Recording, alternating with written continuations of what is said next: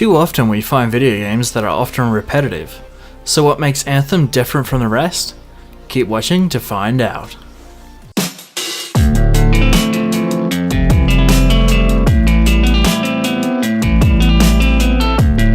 Anthem is a game that is a massive multiplayer online first-person shooter similar to the likes of Destiny and The Division, but infused with the PlayStation 3 classic Vanquish.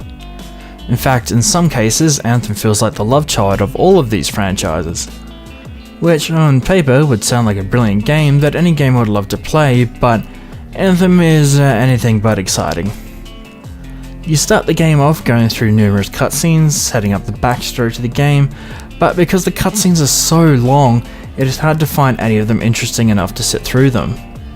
The fact is, even Bioware is aware of this and added a skip cutscene button straight away.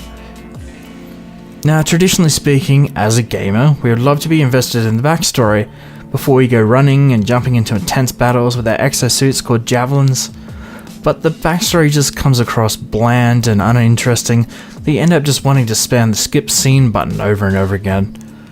This seems very off-putting considering Bioware are well known for the stories such as Mass Effect and Dragon Age. But enough about the cutscenes, let's move on to the gameplay. At the start of the game, you end up getting a feel of your first javelin, which feels fun to play around with. Whether it be zooming past mountains, diving under waterfalls, or hovering mid-air while shooting down some enemies, the gameplay seems fluid and easy to learn. But once you get past the tutorial levels, you begin to see the cracks appear in the game. Not only are the load times to get into an expedition way too long, the servers seem to have issues pairing you up in a team based on your difficulty level. And once you get to pick your own unique javelin, you start to realize that this game is gonna be nothing short of a grind fest. Anthem allows you to pick between 4 javelin classes to begin with, being Storm, Ranger, Colossus, and Interceptor. Storm allows you to attack enemies while hovering in the air from the distance. A Ranger is a well-balanced javelin that has both good speed and defense.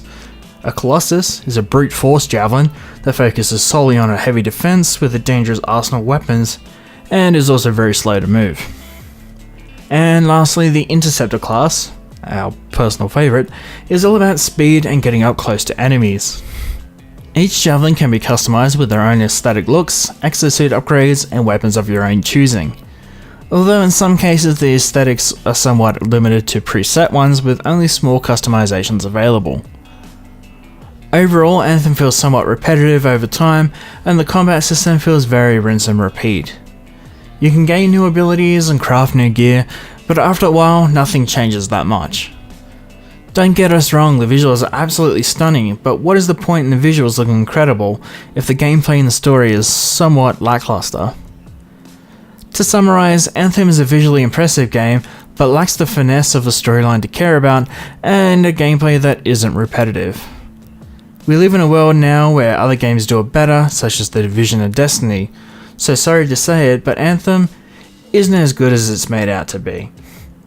We give Anthem a 6 out of 10. If you enjoyed this video, be sure to give this video a big thumbs up, and for more gaming reviews, discussions, live streams, and weekly news, be sure to subscribe to NeoAir. This is Charlie K, and we'll see you on the next level.